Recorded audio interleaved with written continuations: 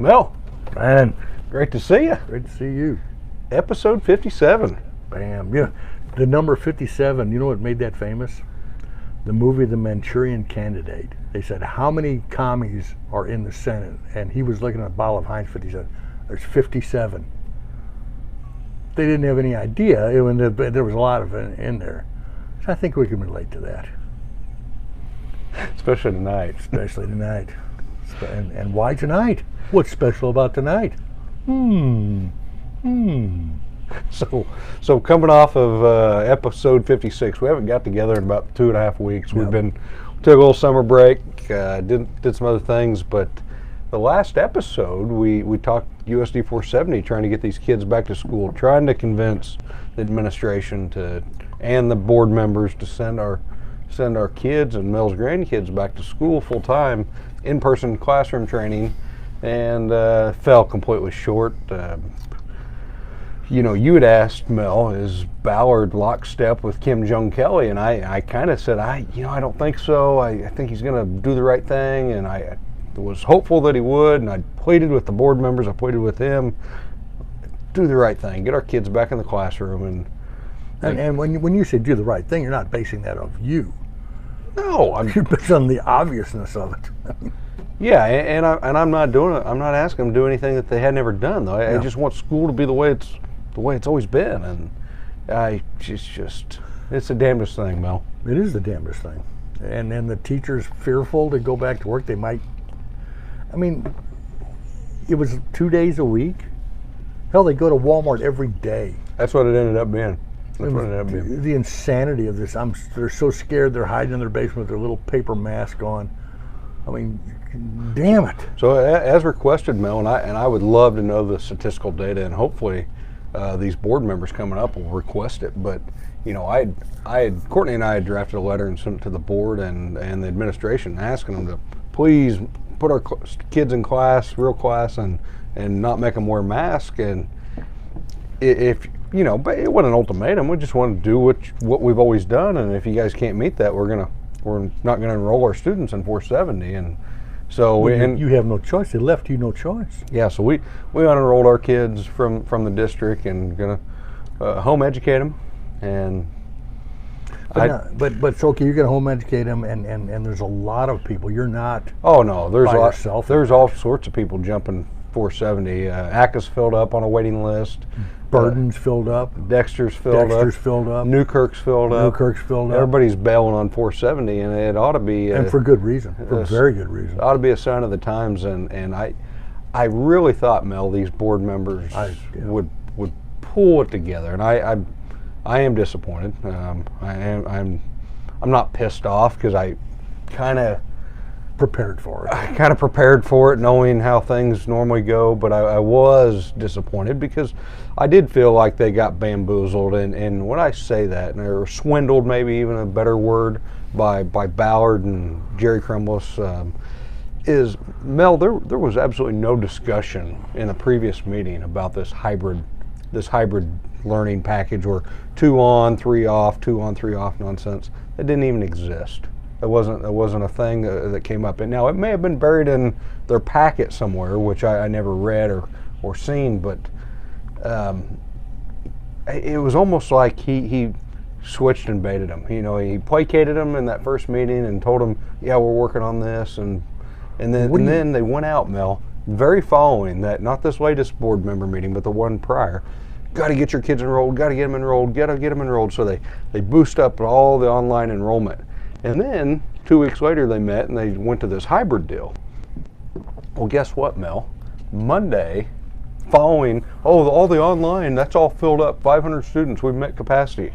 So that was already filled up. And then, get this. So they gave parents first right of, what do you want? You want your kid to go to school on Monday or Tuesday or Thursday and Friday? Well, naturally, all the people are like, I want them to go to school on Monday and Tuesday.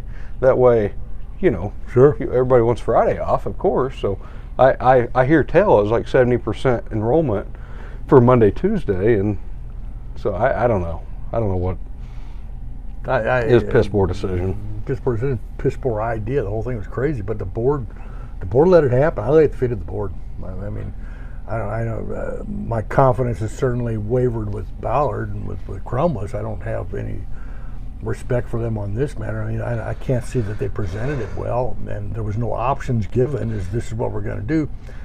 But there was no pushback from the board whatsoever. They did ask a lot of questions. But then they absolutely followed lockstep with Ballard, and it wasn't every board member, but it was certainly unanimous. And you're part of the board. It's your decision. Yeah. So and I don't understand. They didn't understand any kind of consequences, or it was pitched to the point where it'd be okay. But I don't understand why there wasn't a cooling off period, or there wasn't a period so they could digest this stuff instead of just force it right through. Yeah. And I even thought that was part of the plan, because they the board did approve to not start school until September after Labor Day, which is I think this year is like September 7th or something. And but no, they pushed it right on. As educators, I say educators, I use that term very loosely. As educators, they know the continuity that's necessary to keep kids actually learning things. If you switch back and forth, their learning ability, their time span is so short that you've got to be repetitive. And so if they're only looking at a class once a week, they're going to learn anything. And Mel, I do want to. I probably would have considered it, and my letter that I wrote was on my kids' age, grade school age kids. Sure, why not? If they want to do this distant learning nonsense for high school kids, I could probably warm up to that. I don't think it's what's best for the kids, but I could warm up to that idea. Well, who's it best for at all? Well, it's not. I mean, there is no substitution for in-person training. Are terrified of this COVID. I mean, Fauci and the government, everybody's saying this is, and statistically it's a crock. If you read the numbers on it, this is just baloney. We keep falling for baloney, but as they force us into these holes that we don't want to go into, are we going to go willy-nilly, or are we just going to plow in and be whipped into submission? Or guys like you, piss on you, I'll put my kid somewhere else. So I don't have the luxury of doing this as a businessman like you may, but so somebody calls your house and say, oh, my toilet's clogged up, I need to get a plumber out here. Excuse me, ma'am, how would you like a virtual service? Yeah. All right, so I need you to take the top of the bowl off. I need you to run downtown. I need you to go buy a sewer machine, because we're not providing those this year. And you got to get your own sewer machine. Yep, your sewer machine. And I need you to run the cable, and you give them a virtual tour on how to run a sewer machine and do their own plumbing and still charge them full price. And that's exactly what you're doing. Wouldn't you love that option? And okay. Now we're on to something. This is how you make money without doing anything. Perfect. So that is literally what they've done. They've created a shitstorm. They really have. And your analogy of it, that's exactly what they're doing. That's exactly what they're doing. But then, of course, on the other side of the coin, you're going to homeschool your kids. Many others are. This might be a big blessing in disguise. As soon as people, the structure of the school doesn't lend itself to success. There's nothing about school that is, other than band or football or something like that, but an actual learning. The school district bond issue of $32 million and not one nickel for education. We've lost sight of we got a $5 million sports complex, and we got all kinds of computer stuff and musical equipment and things, which are all nice, but you're tornado shelters, air conditioning, air conditioners, and on and on and on, windows and bus shelters and on and on and on, but not a nickel for education. In fact, they actually started cutting programs. They immediately started cutting. The after-school programs were cut. So prior to the show, Mel and I were talking about one-room schoolhouses, and it's just going to be my children and our little home education plan here. But Mel's got a beautiful philosophy on and you've got expand on that, would you? The concept of the one-room schoolhouse was by necessity, since teachers were hard to come by, textbooks were hard to come by. They condensed into one room, and just the cost, and weren't that many students, so it was a smaller learning group. But the teacher being the central figure was revered as a teacher, and then they were looked at as special in the community, and they were treated special because they were special at that time. And now what they did, it'd be kindergarten, and they had kindergarten. It'd be like 1 through 8 or something like that, or maybe 1 through 9. And the learning system was designed that the kids actually became the teachers. The school teacher, the school marm, or the one-room school teacher, she would facilitate the learning, but it was actually done. The instructions were done student to student, peer to peer. And what that does is that if you're going to teach somebody something, you probably have a much better grasp of what the system is, because they ask questions, you have to answer questions. And the accountability manifests itself. They know they're going to be held accountable for it because they see the same kid over and over and over and over and over. So you can't really baloney him. You can't feed them a line. It has to be factual. It has to be what is so. Because you're going to see them year over year over year. Right. That's right. And the kids catch up. They look down on you, and people recognize that. The peer pressure went from who dresses the best to who is the best teacher, who is the most accommodating, who is the best student. I like teaching Johnny, that little kid. He's a quick learner. He's a quick study. I like Mary because she's a good teacher, and I respect her. Mary's 11 years old, Johnny's 6 years old, and they have a relationship based on a peer-to-peer cohabitation, because Johnny learns something, Mary learns something because she's teaching Johnny. Johnny's got somebody to look up to. Mary has somebody to impress. And those things are lost in society today. We have organized sports, we have classrooms with just one age group taught by one teacher. There's no, and when you get outside of your age group, freshmen come in, they get swirlies and tighty-whities and all the sophomore actions that upperclassmen give, and those are because you don't see that person. All of a sudden, they're a newbie brought into it. They're a fingy brought into the situation. Whereas before, you all were brought up exactly the same time, one ahead of the other. And just like, how many kids do you have? I have 4 kids, and the reason I thought Mel's point was so accurate is, our first kid, and this is part of just being a first-time parent too, but we didn't let Reagan go up and down the stairs by herself till she was 5. I mean, she was 5-year-old. Well, our 2-year-old, not 2 now, but our 4th child, when he was 2, shoot, he does everything. He does everything that the other kids do now, and the other kids taught him how to do it all, and they have a lot of respect for him and a lot of appreciation, and they know they got to take care of him. They know they got to do the right thing, and he looks up to them. They take care of him. They have appreciation for it. I don't know, Mel. I think you're right. I think the school system. I think these liberal leaders like Ballard and TrueLove, which we'll get to TrueLove in a minute. I just don't think they're who we need helping propel our kids through life. Well, their success rate kind of is an indicator of how effective they are. I mean, we don't have success rate. They don't like Ark City, so Ark City doesn't like itself.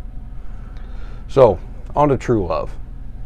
High school principal, I don't know the guy, I wouldn't know him if he walked in right now, but some asshats painted the Republican MAGA sign out north of town blue and then put Black Lives Matter on it. And resist, hashtag resist. Well, the principal of the Arkansas City High School decided to retweet that out, tweet it out, whatever you want to call it, and basically didn't condemn him in any sort of way until he was called on it. And he was, vandalism isn't right. But he tweets that out before he was called on it. He had a big following, a bunch of people jumping in there saying, "Oh, good job! I wish I would have done that." Yep. And y'all expose yourselves to what you really are. And that doesn't manifest itself well around here. We don't like that. No. You can get by with that in the big cities in California where people have their handouts, but we're not that kind of people. Yeah, what were we, 6-8 weeks ago? Saying how thankful we were to live in a small town where we ain't got to be subjected to that BS. Subject to exactly what you guys did. You tear down a perfect legitimate sign. That's a sign of two things. You condemn bullying. What the hell do you think doing this is? That is bullying. That's quintessential bullying right there. Yeah. And you didn't have a better idea, so you trashed somebody else's idea. Yeah, and why didn't you're teaching my kids? True love. Why didn't you go buy your own damn sign and build a giant Black Lives Matter sign? Make a bigger one. Make a better one. Instead, you trash ours. That's the best you got? Trash our signs? And then you rave about it? You're going to pay for this. You're going to pay dearly. And not only from us, but the kids are going to emulate us. Whoa, yeah. And so for all you poor little high school kids that were suspended, expelled, or got detention for putting something on your Facebook page during school hours or texting or inappropriateness. Absolutely. Well, there's your leader. If you got time to be doing this crap, you got time to be working. Well, how come you're not working? This is the best you come up with is this hybrid school. I mean, how dare you take the word hybrid, which means extra special, and you dumbed it down to something that doesn't work. You actually, either you don't understand the word hybrid, or you don't care, you change the meaning, or you use the word because it's a buzzword, you think nobody else knows what it means, you think we're all stupid. You look down on the people of Ark City. If you didn't look down on us, you would recognize. You would want America to be great again. Yeah. Trashing Make America Great Again? What? I don't like you people. Ballard, you got to go. True love, no love for you either. You got to go. I really do. And board members, you guys got to take a stand on it. You got bamboozled by Ballard, swindled by Ballard, however you want to look at it, and now you got literally the leader, the CEO of the high school, the leader of the highest educating system we have, acting like an idiot. What are you doing? Yeah, condoning something like that. I mean, kids aren't supposed to get liberal subjection until they go to college. That's why kids go to college. Even putting the word Black Lives Matter. Okay, no kidding, huh? I'll be doggone. Oh, people, kill me. Anyhow, Mel, I'm done. I gotta go. Yeah, I'm just toasted on this. We gotta go, and they gotta go. They do gotta go. Board members, get them out of here. We don't want them raising our kids. We don't want them teaching our kids, and we sure don't want to see their faces. Yeah, y'all don't like us. Balakaja.